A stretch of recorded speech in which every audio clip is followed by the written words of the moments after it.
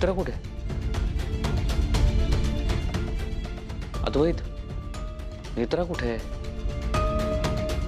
ती इथे नाही राहणार आहे आता, तिच्या रूम मध्ये असेल ती. मी तुझा राग समजू शकतो, मला कळतंय अद्वैत. हे सगळं इतकं कॉम्प्लिकेटेड होऊन बसलंय ना.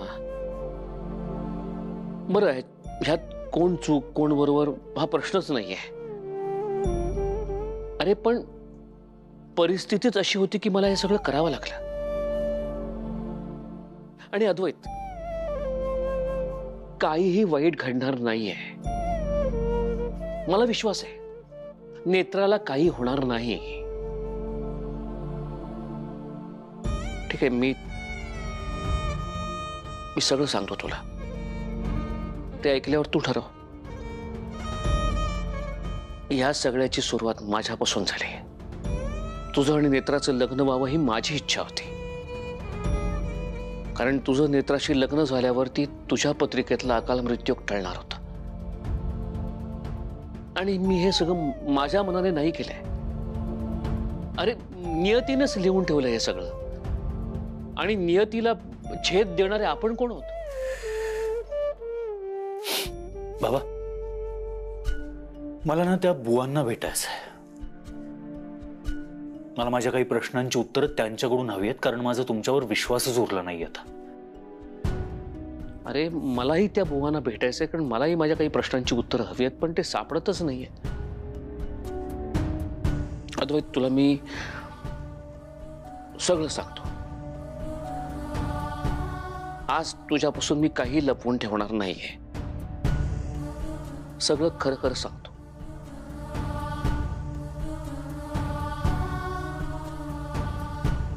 लग्नासाठी तुमच्या पत्रिका जुळवण्यासाठी मी घैसास गुरुजींकडे गेलो आणि त्यांच्याकडनं मला असं कळलं की हे लग्न नाही होऊ शकत. कारण लग्नानंतर तुझ्या पत्रिकेतला अकाल मृत्यूयोग टळेल, पण तो मृत्यूयोग नेत्राला येईल. आणि तिच्या पत्रिकेतला मृत्यूयोग लपवण्यासाठी मी पत्रिकेत बदल करायचे ठरवले. तिची जन्मवेळ होती सकाळी 8:35 ती मी बदलून रात्री 8:35 केली, ज्यामुळे तिच्या पत्रिकेतला अकाल मृत्यू कळणार नाही. अद्वैत, मला मान्य आहे ना, चूक झाली माझ्याकडनं, चूक नाही, गुन्हा आहे हा. पण मी हे सगळं फक्त तुझ्यासाठी केलंय, बाप म्हणून. हे बघ, मी तुला सगळं खरं खरं सांगितलंय, सगळं सांगितलंय. अद्वैत, तू चिड माझ्यावरती, रागाव मला, पण काहीतरी बोल माझ्याशी.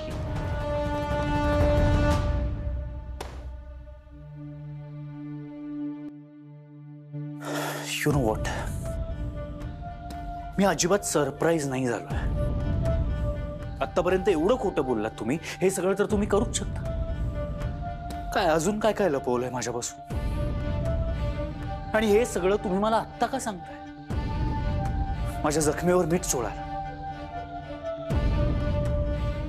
मला तुझी मदत हवी आहे.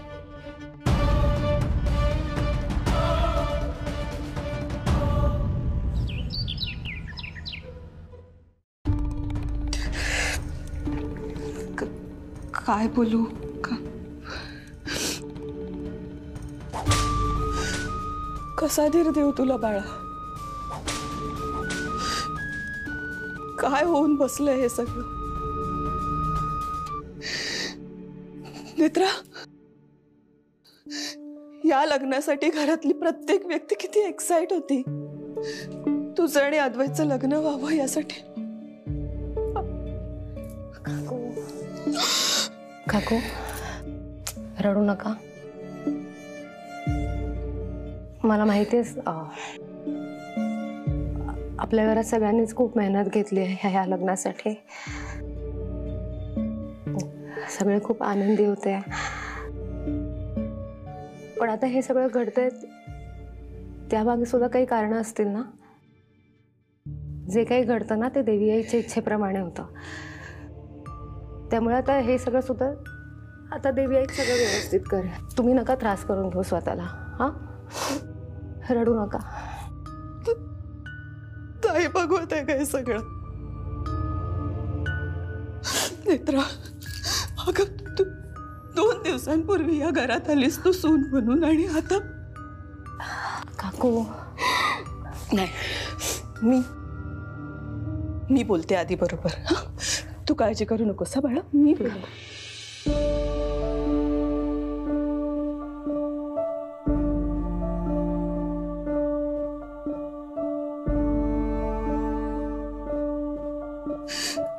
निघूयात.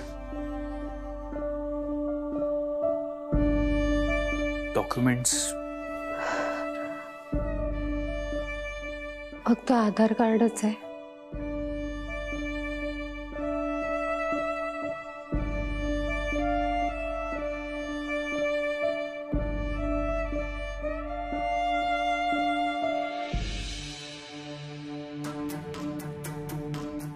ओके, मी सुरू करते मग प्रोसिजर.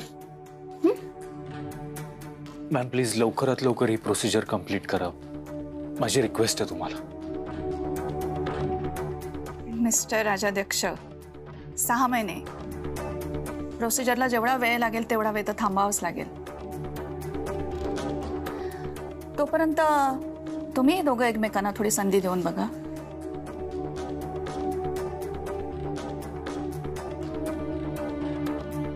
नाही ma'am,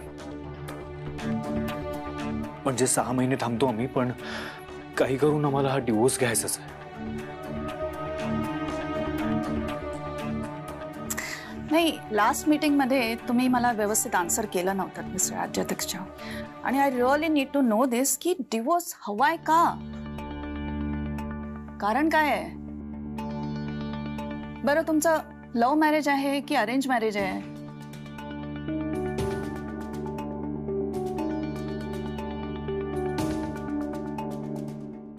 ma'am does it matter? म्हणजे लव्ह मॅरेज असो अरेंज मॅरेज असो, ऍक्च्युली आमचं लग्न करण्याचं डिसिजनच चुकलं होतं, म्हणून आम्हाला डिवोर्स हवाय. That's it.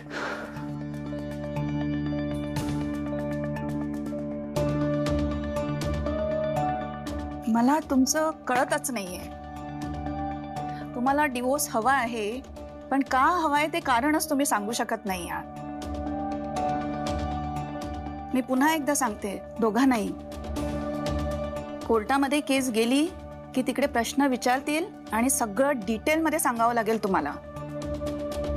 नेत्रा, तुमचं काय म्हणणं आहे? तुम्हाला हवा आहे का डिवोर्स?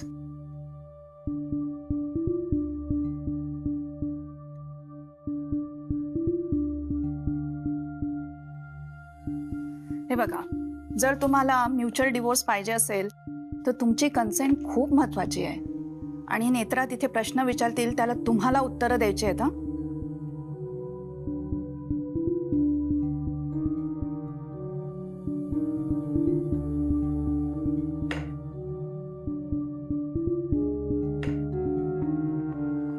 घ्या चहा घ्या.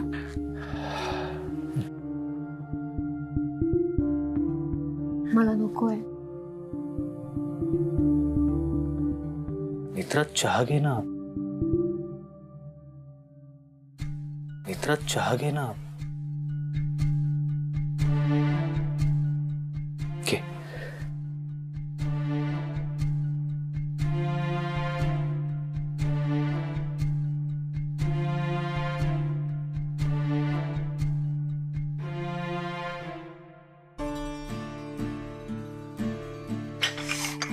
नेत्रा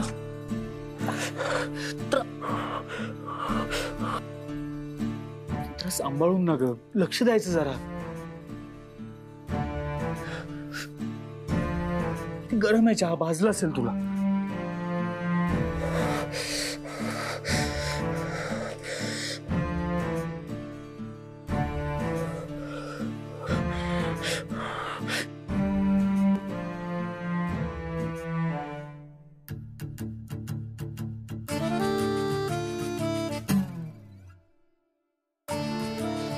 मित्रा, झोमतोय का खूप? हा,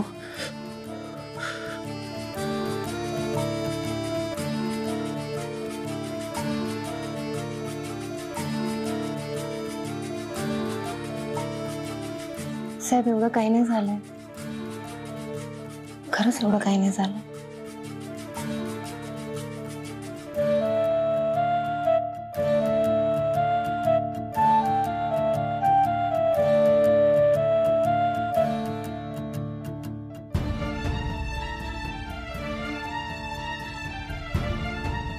सॉरी मी ते का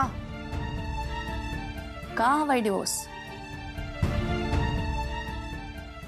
एक सांगू का तुम्हाला, मी 30 वर्ष या व्यवसायात आहे आणि मी कित्येक जोडप्यांचे डिवोर्स करून दिलेले आहेत.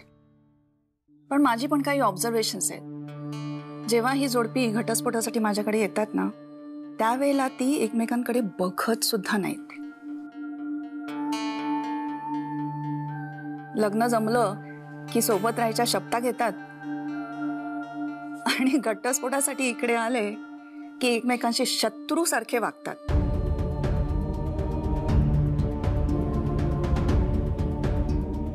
प्रेम नाही, माणुसकी नाही, सहानुभूती नाही.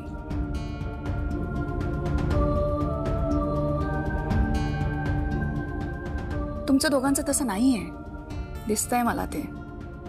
तुम्हाला एकमेकांविषयी इतकी काळजी आहे, आणि काळजी आहे म्हणजे अर्थातच प्रेम आहे.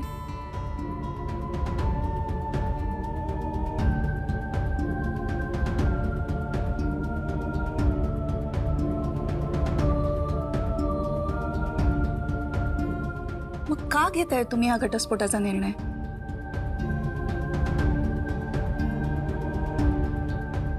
मला काय वाटतं, तुम्ही वेळ घ्या. तसंही आपल्याला या प्रोसिजरला 6 महिने लागणारच आहेत ना. तुम्ही विचार करा, खरंच तुम्हाला घटस्फोट हवाय का? त्याच्याही पेक्षा महत्वाचं म्हणजे तुम्ही दोघं एकमेकांपासून लांब राहू शकाल का?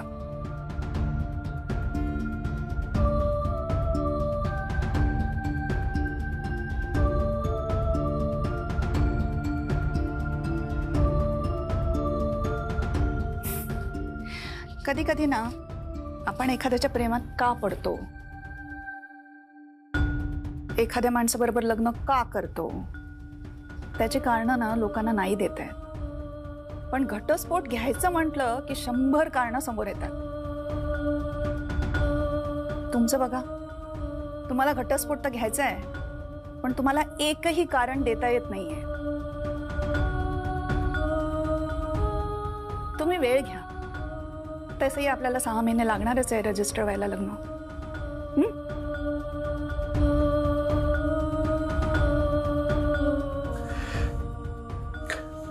मॅम तुम्ही प्रोसिजर स्टार्ट करा.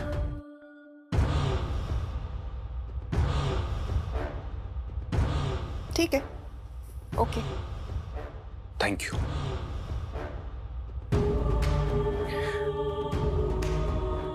निघूयात.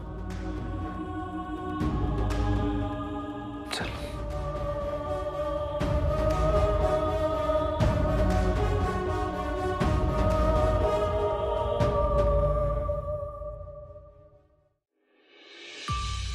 बाबा सांगा ना, काय झालं? कशासाठी बोलवलंय? शेखर, का बोलवलंय तुम्ही? काय झालंय? सांगतो. येत्या काही दिवसात आपलं मॅरेज सर्टिफिकेट येईल. 6 महिन्यानंतर आपण डिवोर्ससाठी अप्लाय करूयात. ठीक आहे ना? तू तयारच ना? तुम्ही आहात तयार? तुम्हाला खरंच असं वाटतं माझं मन तयार होईल हे नातं तोडायला? घटस्फोट का हवाय ह्याचं धड कारण देता येत नव्हतं आपल्याला. नाही तर आपलं बोलणं झालंय यावर आधीच. आणि लग्न होण्याआधी तू एकदा सांगितलं असतंस ना मला, नेत्रा, की हे सगळं असं आहे, तर मी हे लग्न होऊच दिलं नसतं. हा दिवसच आला नसतं. आपण राहिलो असतो ना आधी सारखे. काय वाईट? मी तुम्हाला सांगितलं ना, हे सगळं कळलं त्या आधीच मी तुमच्या प्रेमात पडले होते. मग परत मागे कशी फिरणार होते मी? हे सगळं ना बाबांमुळे झालं. बाबांमुळे एवढा मोठा प्रॉब्लेम. साहेब, त्यांची खरंच काही चूक नाहीये. जेव्हा त्यांना कळलं की लग्नानंतर मला मृत्यूयोग येतोय, तेव्हा त्यांनी लग्न मोडण्याचा निर्णय घेतला होता. तुम्हाला आठवतं, घरात लग्नाची तयारी सुरू असताना एक दिवस अचानक ते आले आणि म्हणाले की हे लग्न नाही होऊ शकत. तेजस, कपडे हे सगळं बंद करा. अद्वैत आणि नेत्राचं लग्न नाही होणार. शेखर, अशा निर्णयावर तू का आलायस? मलाही तुमच्यासारखं हे लग्न व्हायला हवंय, पण ते शक्य नाहीये. माझा मृत्यू होऊ नये म्हणून ते लग्न मोडत होते. पण मग मी आग्रह केला. मी म्हणाले की काही झालं तरी हे लग्न व्हायलाच हवं, कारण मला हे नातं हवं होतं. मगाशी मी जे काही बोललो ते विचारपूर्वकच बोललो होतो. पण आता नेत्र आणि माझं बोलणं झालं, त्याचं म्हणणं मला पटलंय. तुम्हा दोघांना लग्न करायचे तर मी तुमच्या मध्ये नाही येणार. ठीक आहे, होऊ दे तुमचं लग्न. कारण माझं तुमच्यावर प्रेम होतं आणि म्हणून मी हे लग्न केलंय. साहेब, आपण एकत्र स्वप्न बघितली होती आणि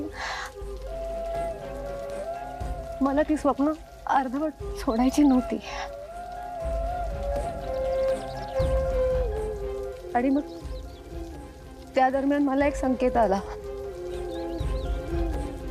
मृत्यूनंतरचा संकेत.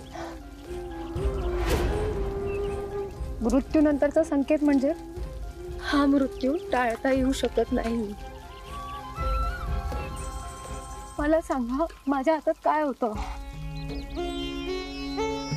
माझ्या हातात एवढंच होतं की माझ्या वाट्याला जे काही उरलं सुरलं आयुष्य ते मी ज्याच्यावर प्रेम करते त्याच्यासोबत घालवावं. आणि मी तेच केलं. मी माझ्या मनाचं ऐकलं. माझ्या उरलेल्या आयुष्याचा प्रत्येक क्षण मला फक्त तुमच्या बरोबर घालवायचंय, कारण मी खरंच खूप प्रेम करते तुमच्यावर. साहेब, या सगळ्यात खरंच शेखर साहेबांची काहीच चूक नाहीये. तुम्ही हे सगळे गैरसमज मनातून काढून टाका. मी तुमच्याशी लग्न केलं कारण माझं तुमच्यावर प्रेम आहे.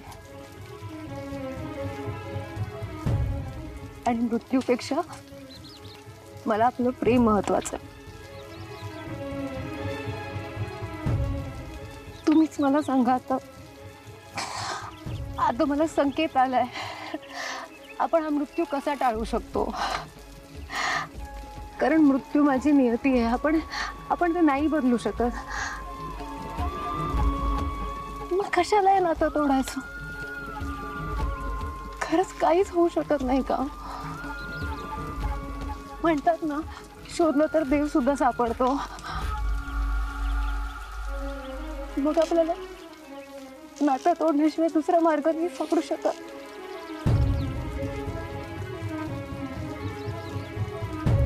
खरंच काहीच होऊ शकत नाही. मग आपल्याला नातं तोडण्याशिवाय दुसरा मार्ग नाही सापडू शकत. खरंच काहीच होऊ शकत नाही.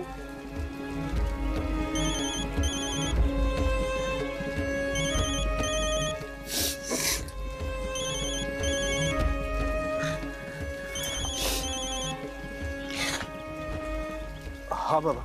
अद्वैत, काल रात्री जे आपलं बोलणं झालं होतं ते तर करण्याची वेळ आली. तू नेत्राला घेऊन लवकर घरी ये. बाबा, पण हे सगळं इतक्या लगेच? खरं तर खूप उशीर झालाय. हे सगळं आधीच करायला हवं होतं. तू ये. शेखर, सांगाल का काय झालंय?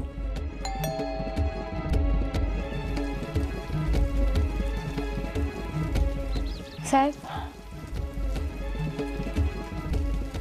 मला तुम्हाला काहीतरी सांगायचं आहे.